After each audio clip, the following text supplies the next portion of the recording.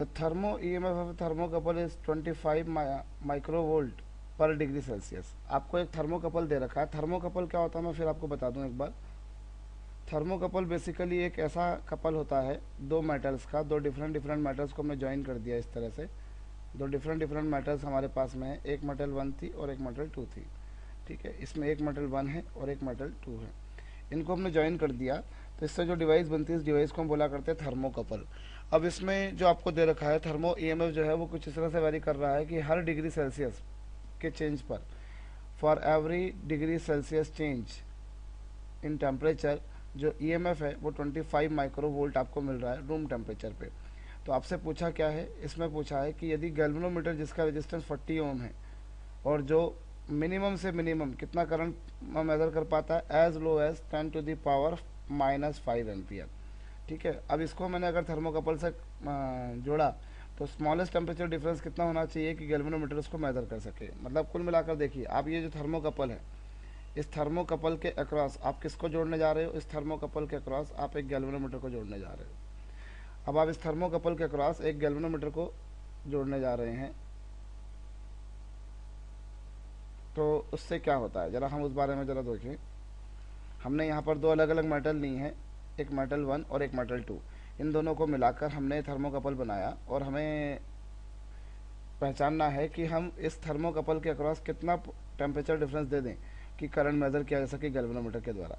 चलिए हम मान लेते हैं, let the temperature difference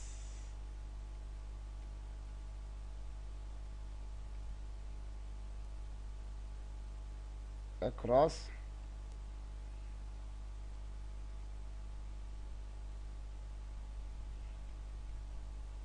thermocouple is theta degree Celsius. यदि मैं थर्मोकपल के अक्रॉस कितना टेम्परेचर डिफरेंस मान लूँ थीटा डिग्री सेल्सियस, तो उस स्थिति में उसका जो थर्मो ईएमएफ होगा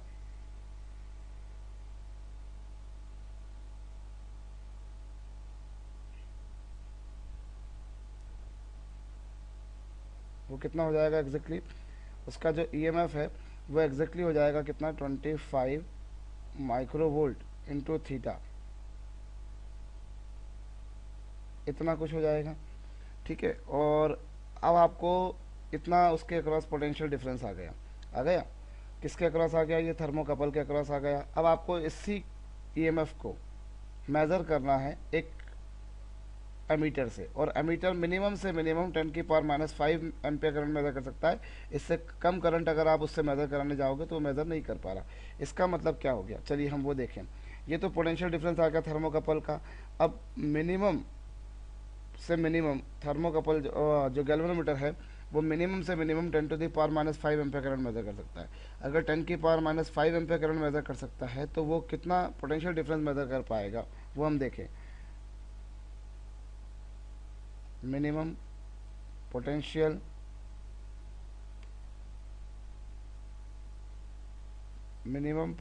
डिफरेंस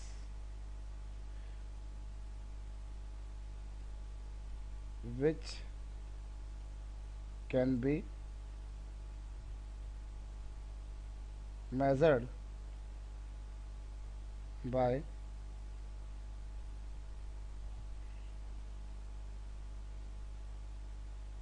गैल्वेनोमीटर।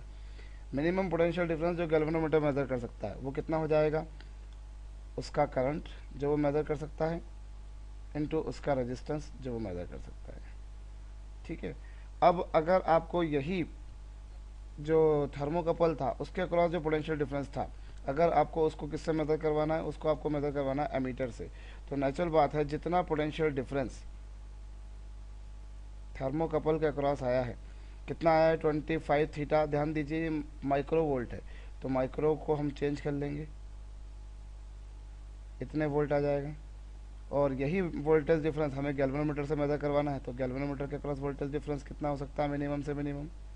ये जब इस इक्वेशन को हम सॉल्व करेंगे, इस इक्वेशन को यदि आप जब सॉल्व करोगे तो इस इक्वेशन को आपको सॉल्व कर लेने के बाद में कितनी वैल्यू मिलेगी,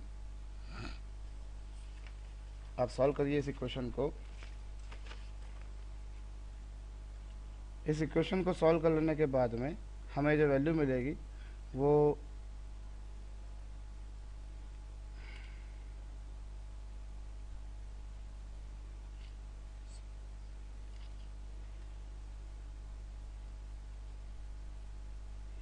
इस इक्वेशन को सॉल्व कर लेने के बाद में हमें थीटा की वैल्यू मिल रही है 16 डिग्री सेल्सियस। ठीक है, ओके।